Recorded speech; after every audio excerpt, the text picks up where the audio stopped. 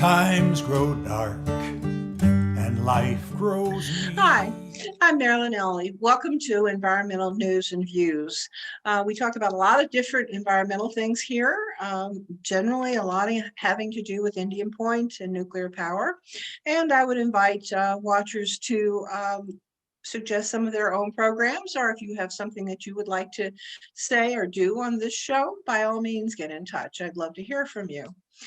You can reach me at marilynellie@gmail.com. Simple enough. Not hard to do at all. So if you're watching and you have some ideas for a show or you'd like to be on the show, I'd love to hear from you. Today, I want to do a review sort of Indian Point, where we are now and what's likely to happen. It's been in the news a lot lately because of what the Attorney General has done, but I'll get to that in a minute. I actually want to put this in some context, and that goes back to the Witt Report, all the way back when George Pataki was governor, if you can believe that. Seems a long time ago, and actually it was. Andrew Cuomo was Attorney General, and all this has a meaning in what's unfolding today, because as Attorney General, Andrew Cuomo became convinced that Indian Point presented a real danger to the metropolitan area. And when he became governor, he established a small group of lawyers, a task force, to make sure everything was legal and to work towards closing Indian Point, or at least making it as safe as possible. Well, this was the only state in the whole country that did that. And even the lawyers that he had in that room and worked on this full time didn't stand a lot of a chance against Entergy, because it's a multinational corporation. They had all kinds of lawyers and resources and everything else. But that proceeded to court. And there were a lot of court actions. I won't bore you with keeping up with all of them, but a lot of things were in court. There were a lot of hearings, and Entergy finally realized that their profits were getting to go down. Price of energy was going down, price of electricity. So they weren't making nearly as much money as they anticipated. And there were a lot of people in this region who said, close Indian Point. There were a lot of activists, there were a lot of letter writings, there were a lot of forums, there were a lot of demonstrations. And I don't think that really changed their bottom line much, but it had to be annoying at the very least. So as the economics of the situation, the economics of our power market began to change, Entergy realized it was annoying. They weren't making very much money. So they came to Governor Cuomo. It was Entergy that wanted to close Indian Point. Entergy wanted to close Indian Point because it wasn't economically feasible anymore. And they decided to get out of the Northeast. They tried an experiment here, could not make it in the free market, and they wanted to go back to the South, where they had regulated utilities and they didn't have to worry about laws and lawyers and demonstrators and stuff like that. They could just get pretty much what they wanted, and their profit was guaranteed, because that's what it's all about, profit and the bottom line. I think we all know that. So enter this new age and era where Indian Point and Riverkeeper, Indian Point being Entergy, and Riverkeeper and a representative of the governor's office all got together and made a closing agreement. And even that's a while back, because Unit 2 has already closed. People had dire predictions. Oh my goodness, the world is going to fall, or the ceiling's going to fall in, all the lights are going to go off. What happened when that unit closed? Nothing. Lights stayed on, people went about their business, and it was just fine. And now, on April the 21st, coming up, 2021, when Indian Point 3, the last of the 3 reactors there, closes, you're beginning to hear a lot of the same talk. Oh my goodness, we're not going to have any lights. Our electricity is going to go off. We're going to have rolling brownouts. Well, don't take any of those bets.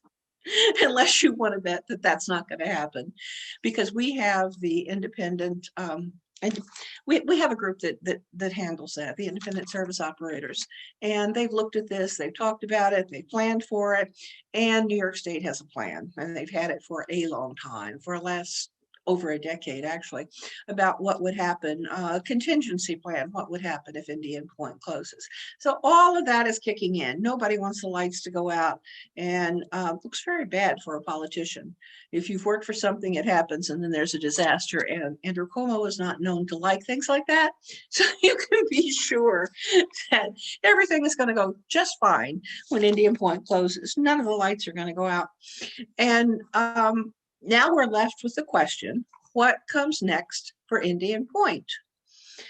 People that live in that area were flabbergasted, would be one word, that it was going to finally close. They felt left out of the decision-making process, which they were.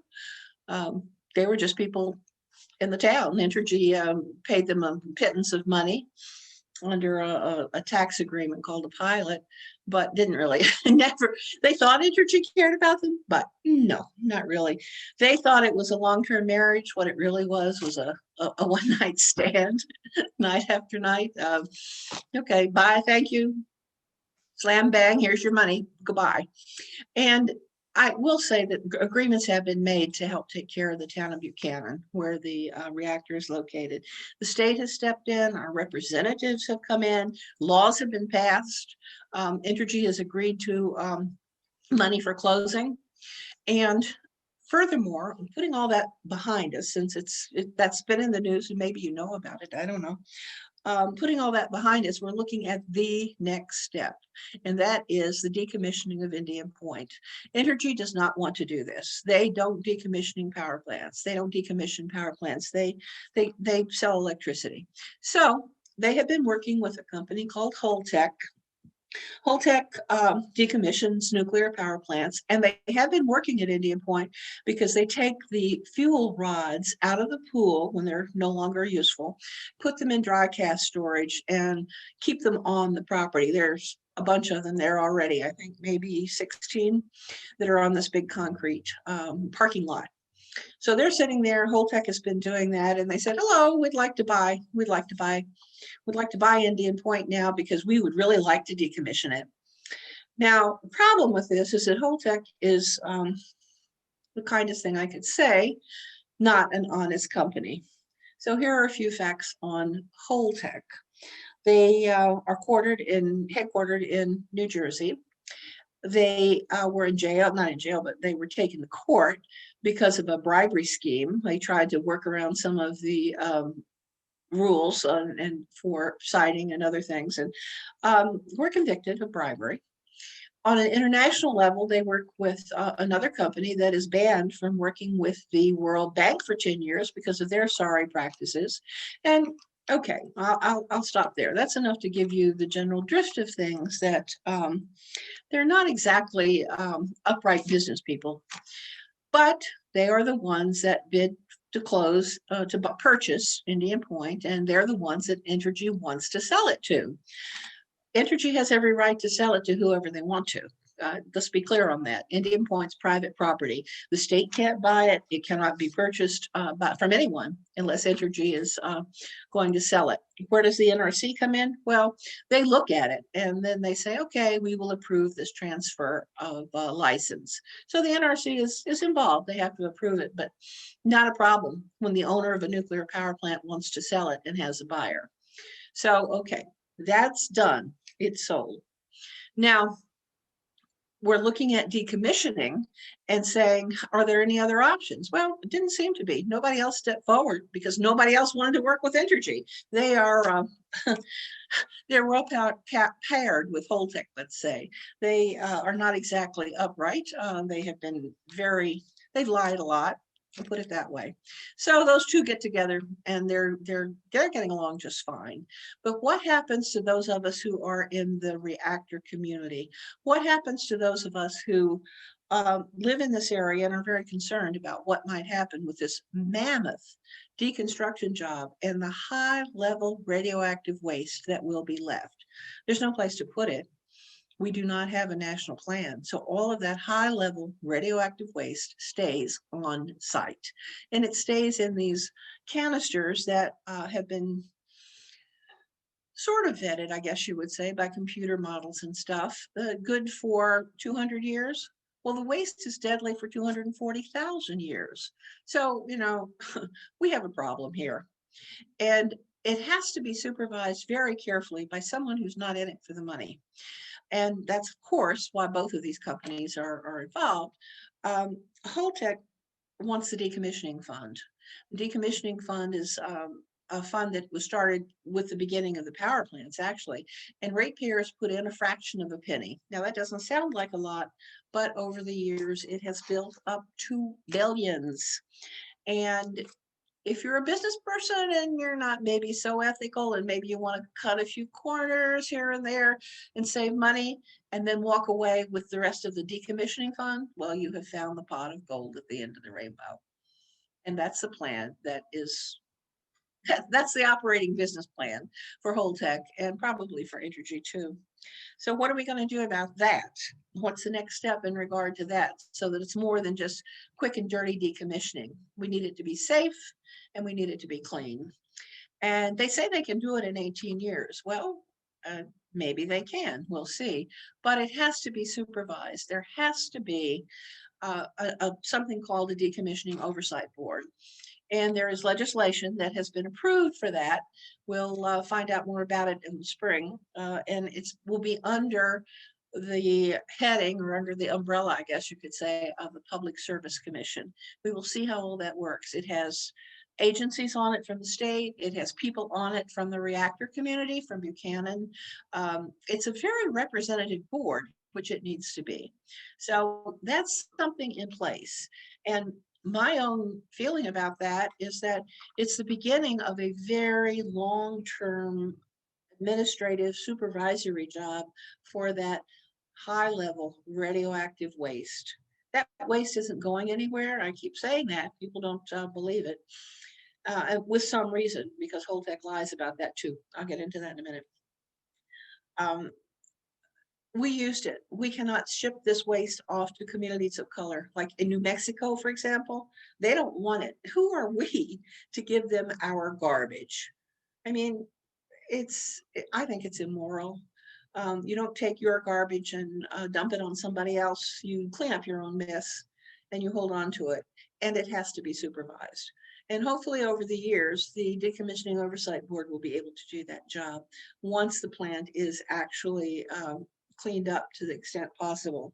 Do not expect the NRC to be in charge of this. The only thing they'll look at are the pieces and parts that are high-level radioactive waste. That's the reactor and some of the things around that. So you've got a lot of low-level radioactive waste that's going to have to be dealt with. Cannot go to a regular landfill. Trucks hauling in and hauling out stuff. It's going to be a mess for as long as it takes to get all of that out. And of course, there is a contaminated pool of radioactive water underneath the structure of Indian Point where it has accumulated over the years. Again, that's another story too, but it's there. It has to be remediated, not just capped off. So where are we right now? Well, the NRC has not been transparent.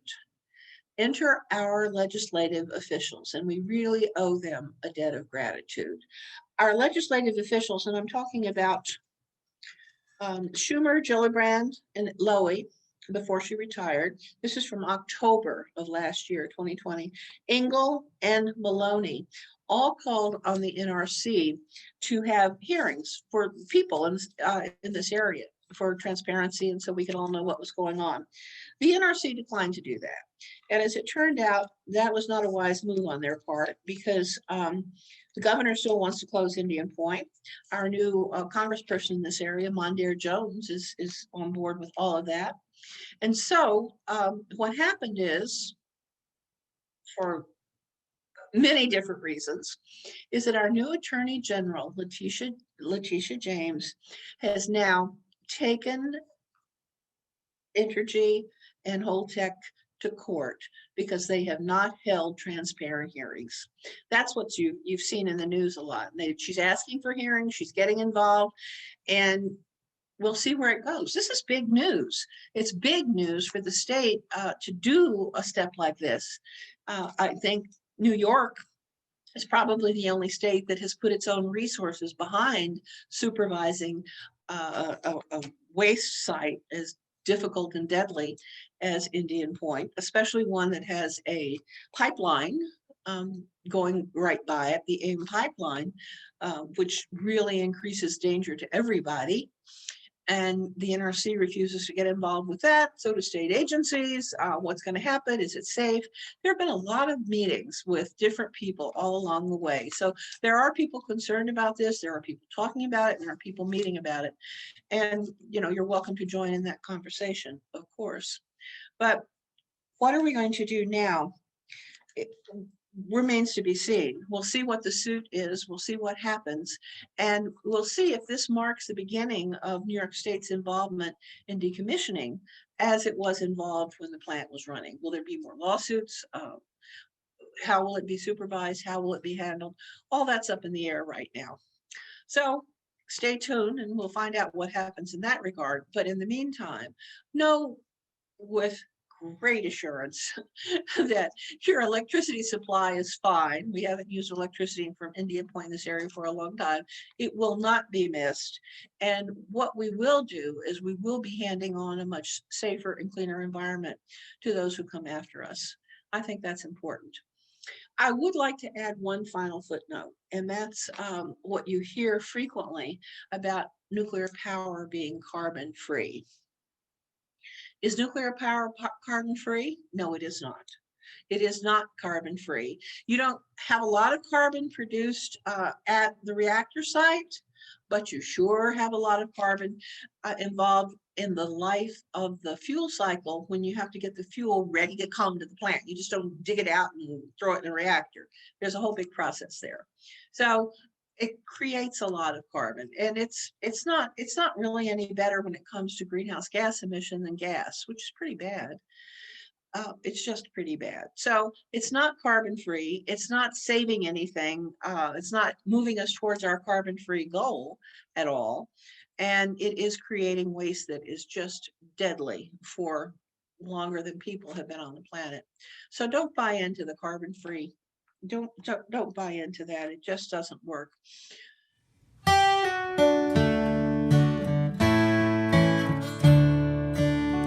When times grow dark and life grows mean, the hardest times we've ever seen.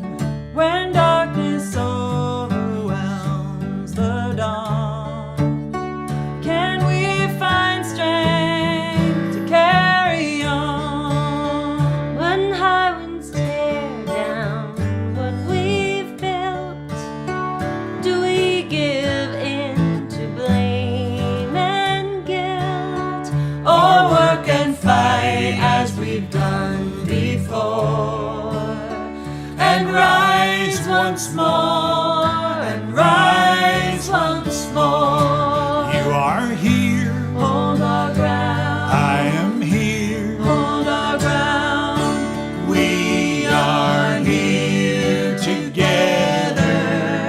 Through times of strife, Hold our ground, times of fear, hold our ground. we will hold our ground forever.